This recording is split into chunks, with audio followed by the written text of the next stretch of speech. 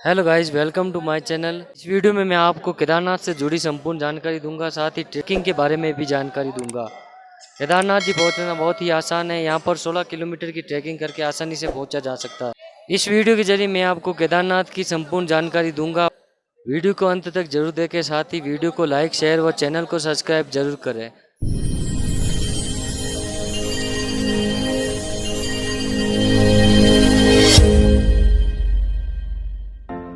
Hello दोस्तों, केदारनाथ जी की यात्रा की शुरुआत मैंने हरिद्वार से की।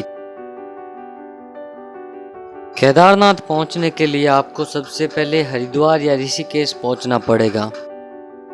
हरिद्वार पहुंचने के लिए कई सारे विकल्प उपलब्ध हैं। आप रेल मार्ग, वायु मार्ग व सड़क मार्ग से भी हरिद्वार पहुंच सकते हैं। हरिद्वार रेलवे स्टेशन कई सारे बड़े रेलवे स्टेशनों से जुड़ा हुआ है। हरिद्वार का निकटतम हवाई अड्डा देहरादून है। हर साल लाखों श्रद्धालु केदारनाथ धाम की यात्रा करते हैं। हरिद्वार से केदारनाथ जाने के लिए आपको सोनप्रयाग तक की दूरी सड़क मार्ग से तय करनी पड़ेगी, जो कि लगभग हरिद्वार से 230 किलोमीटर पर स्थित है। हरिद्वार से सोनप्रयाग जाने के लिए बस, टैक्सी व प्राइवेट कार वगैरह उपलब्ध हो जाएगी। सोनप्रयाग से गौरीकुंड 5 किलोमीटर दूरी पर स्थित है, जहां से केदारनाथ धाम की ट्रैकिंग शुरू होती है। हरिद्वार से लेकर सोनप्रयाग तक का रास्ता बहुत ही खूबसूरत है। यात्रा की शुरुआत आप ऋषिकेश से भी कर सकते हैं। ऋषिकेश में भी टैक्सी, बस वगैरह सभी तरह की सुविधाएं उपलब्ध हैं। कोई भी प्राइवेट व्हीकल के लिए सोनप्रयाग में ही लास्ट पार्किंग है। हरिद्वार से केदारनाथ पहुंचने के लिए आपको वाया ऋषिकेश, देवप्रयाग, श्रीनगर, अगस्त्यामुनि, गुप्तकाशी, सोनप्रयाग से होते हुए गौरीकुंड पहुंचना पड़ेगा। गौरीकुंड से 16 किलोमीटर का ट्रैक कर केदारनाथ धाम पहुंचा जा सकता है। पूरा दिन गाड़ी में बिताने के बाद रात को हम सोनप्रयाग पहुंचे। पूरा रास्ता बहुत ही खूबसूरत था। साथ में रास्ते में कई जगह बहुत सारे वाटरफॉल, खूबसूरत पहाड़ियाँ और बारिश का भी सामना करना पड़ा। दूसरे दिन सुबह हमने गौरी माता मंदिर में दर्शन कर यात्रा की शुरुआत की। गौरी माता मंदिर से ही केदारनाथ यात्रा की शुरुआत होती है। साथ ही में मंदिर के पास में ही तप्त कुंड बना हुआ है, जहां पर सभी श्रद्धालु स्नान करते हैं। यहाँ का गौरी कुंड बहुत ही प्राचीन है। यहाँ गौरी गणपति का पूजन किया जाता है।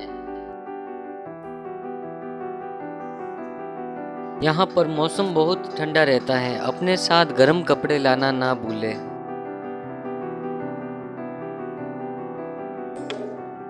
Hello guys, welcome to my channel. इस समय मैं हूँ गौरीकुंड। केदारनाथ जी की यात्रा का शुरुआत मैं गौरीकुंड से कर रहा हूँ।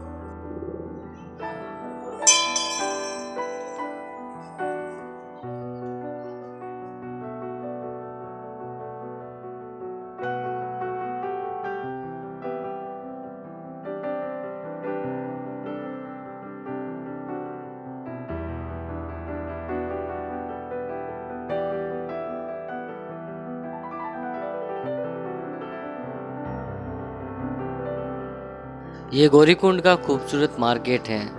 यहाँ पर आपको कई प्रकार के गेस्ट हाउस, होटल्स वगैरह मिल जाएगी। साथ ही आपकी आवश्यकता की सभी सामग्री यहाँ पर उपलब्ध है। ट्रैकिंग की शुरुआत इसी मार्केट से होते हुए होती है। यहाँ के मार्केट में आपको मेडिसिन, गर्म कपड़े, खाने पीने की सामग्री वगैरह मिल जाएगी।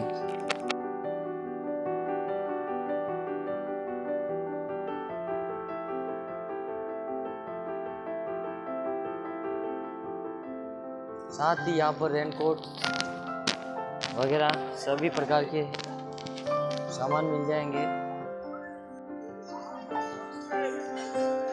यात्रा के दौरान आप रेनकोट लाना ना भूलें। यहाँ पर बारिश किसी भी समय हो सकती है। जिन लोगों को पैदल चढ़ने में तकलीफ है उनके लिए पिट्ठू, पालकी, खच्चर इत्यादि सुविधाएं उपलब्ध है। इसके साथ ही केदारनाथ धाम के लिए हेलीकॉप्टर की सुविधा भी उपलब्ध है। आप अपनी आवश्यकता के अनुसार कोई भी चीज़ हायर कर सकते हैं। पिट्ठू, पालकी व खच्चर की रेट लिस्ट फिक्स है, लेकिन आप बार्गेनिंग करके भी हायर कर सकते हैं।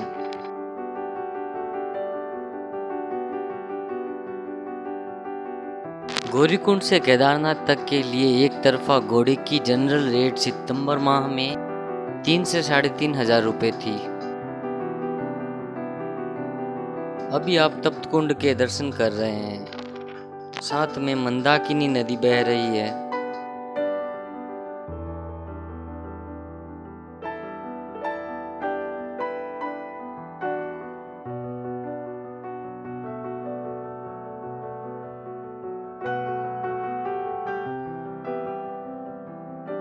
यदि आप पैदल ट्रैक करना चाहते हैं तो साथ में डंडी जरूर रखें। डंडी आपको रास्ते में कई जगह मिल जाएगी, जिससे आपको ट्रैकिंग में आसानी होगी।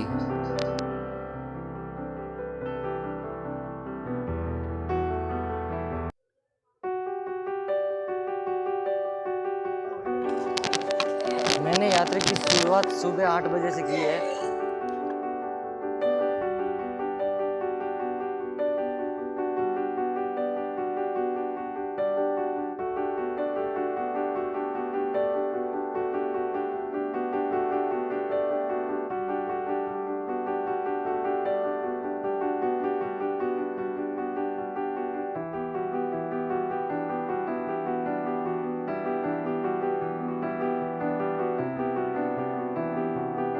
यहाँ पर मौसम बहुत ही खूबसूरत हो रखा है।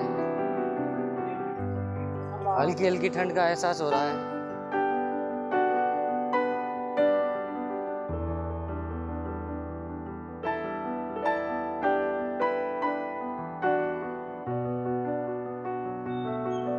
यदि आप हेलीकॉप्टर से केदारनाथ धाम की यात्रा करना चाहते हैं तो देहरादून से केदारनाथ धाम तक के लिए हेलीकॉप्टर की सुविधा उपलब्ध है। इसके साथ ही हाल ही में निजी कंपनियों द्वारा हरिद्वार से भी केदारनाथ व बद्रीनाथ धाम के लिए हेलीकॉप्टर की सुविधाएं शुरू की गई है, जिनकी रेट आपको ऑनलाइन पता चल जाएगी। इसके अलावा यदि आप फांटा से हेलीकॉप्टर की सुविधा प्राप्त करना चाहते हैं, जो कि गौरीकुंड से 20 किलोमीटर दूरी पर स्थित है, वहां से भी आपको हेलीकॉप्टर मिल जाएगा। हेलीकॉप्टर के द्वारा यात्रा करने के लिए आपको ऑनलाइन प्री बुकिंग करवानी अनिवार्य है।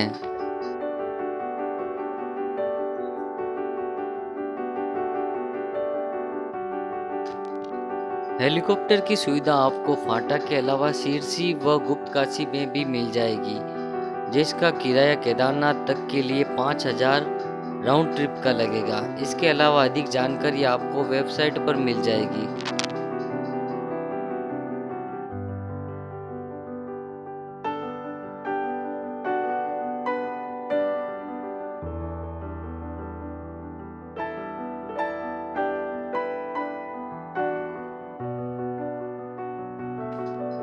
केदारनाथ जी की यात्रा में कई जगह पर पत्थर गिरने के बहुत रिस्क है। यात्रा संभल कर सावधानी पूर्वक ही करें।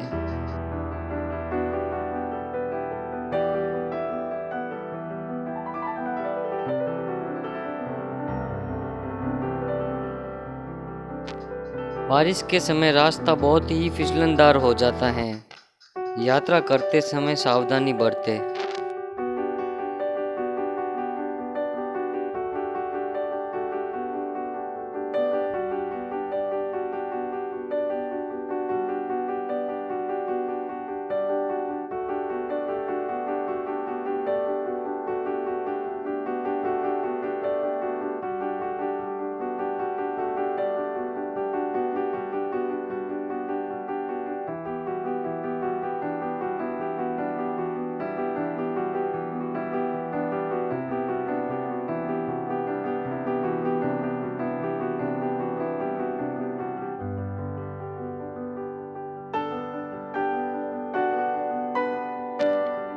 वीडियो को पूरा जरूर देखें, साथ ही वीडियो को लाइक, शेयर और चैनल को सब्सक्राइब जरूर करें।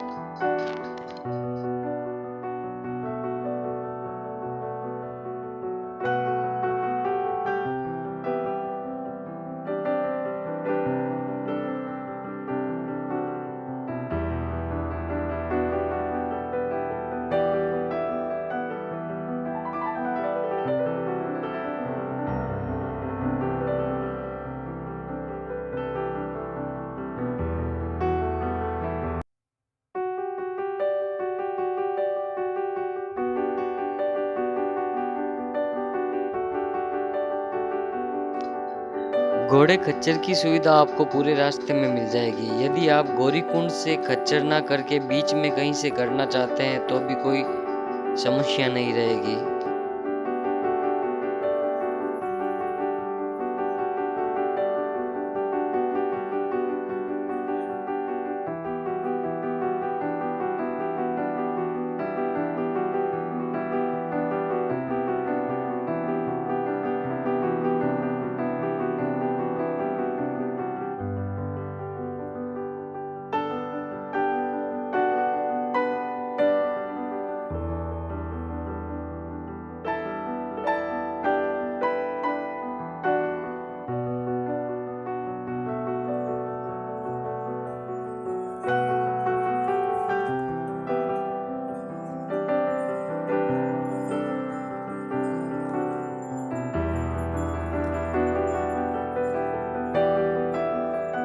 यहाँ से हिमालय स्पष्ट दिखाई दे रहा है।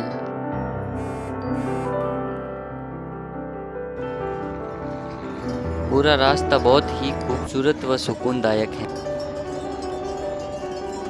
यहाँ के दृश्य बहुत ही मनमोहक हैं।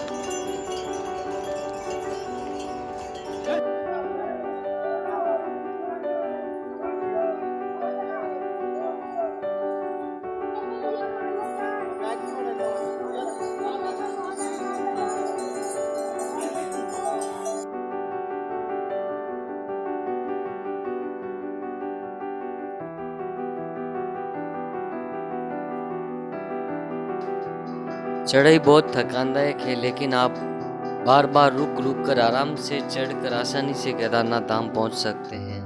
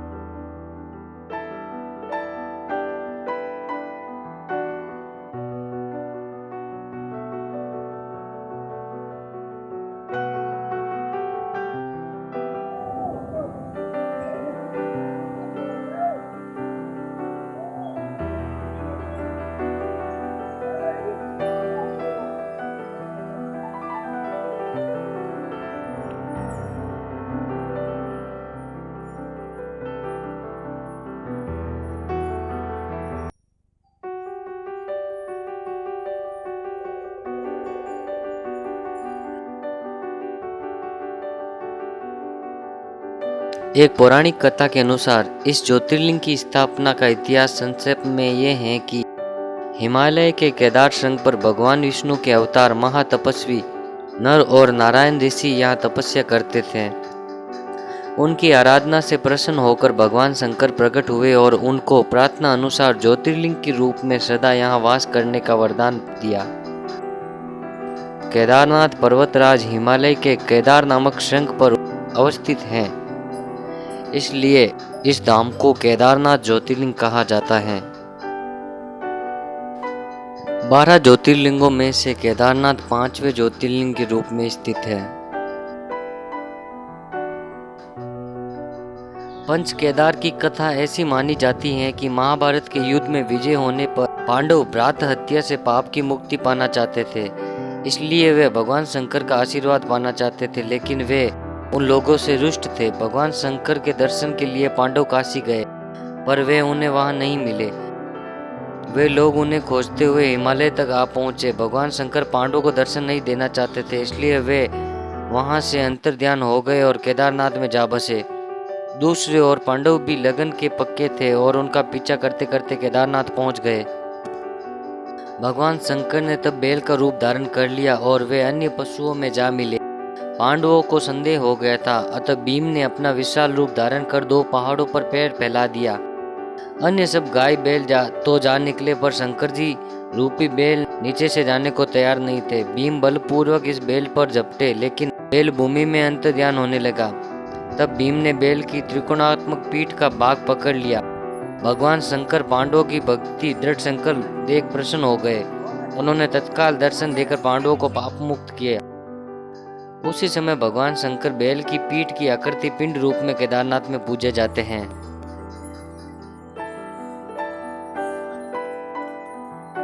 बाकी के अन्य रूपों को केदारनाथ में मध्य महेश्वर, तुंगनाथ, रुद्रनाथ व कलेश्वर नाम से जाना जाता है।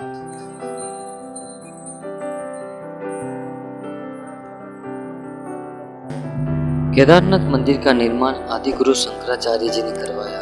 इसके साथ ही मंदिर का पूर्ण निर्माण 5 पांडवों ने करवाया था।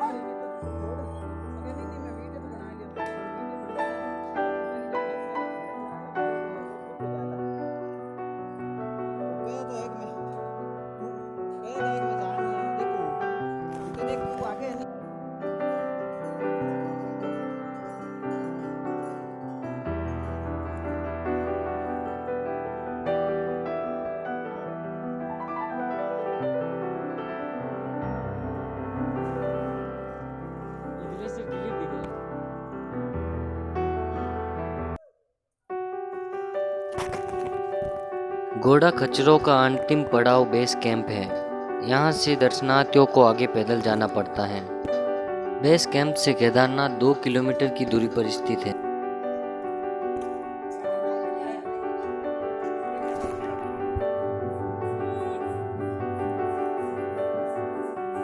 हेलो गाइस, फाइनली मैं केदारनाथ पहुंच चुका हूं। मैं रात 7 बजे केदारनाथ पहुंचा।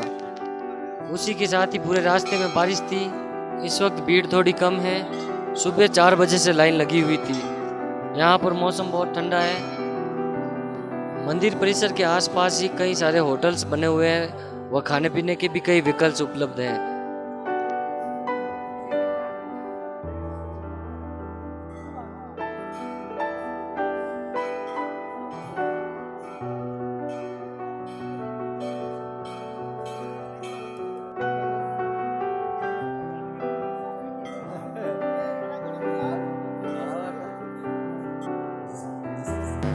सुबह के समय मंदिर परिसर में करीब 1 किलोमीटर लंबी लाइन थी। हमारा दर्शन करने के लिए करीब 1.5 घंटे से नंबर लगा। मंदिर परिसर में प्रसाद इत्यादि की दुकानें मिल जाएगी, साथ ही में खाने पीने के कई विकल्प उपलब्ध हैं।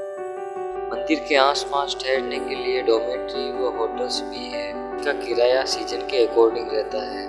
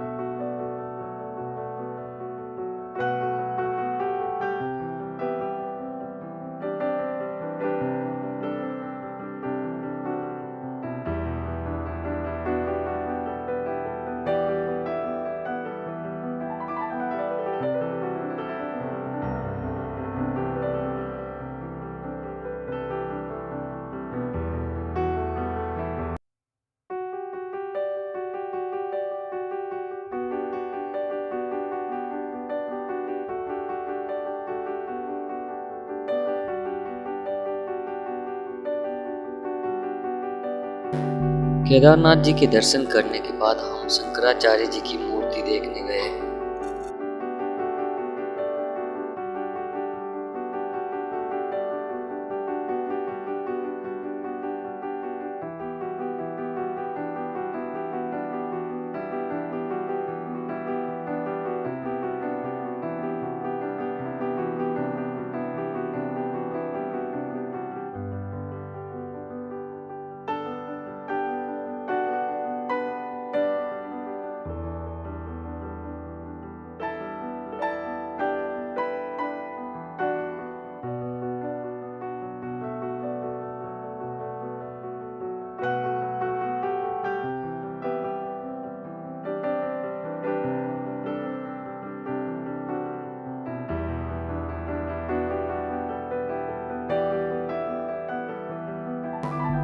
आदि गुरु शंकराचार्य जी की मूर्ति बहुत ही विशाल रूप से सुंदर तरीके से बनाई गई है।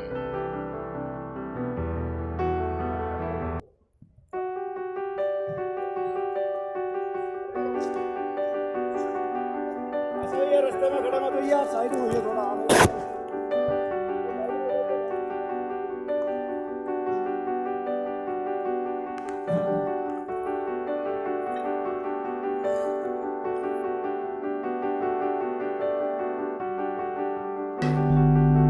केदारनाथ जी व शंकराचार्य जी के दर्शन करने के बाद हम भैरव बाबा के दर्शन करने गए।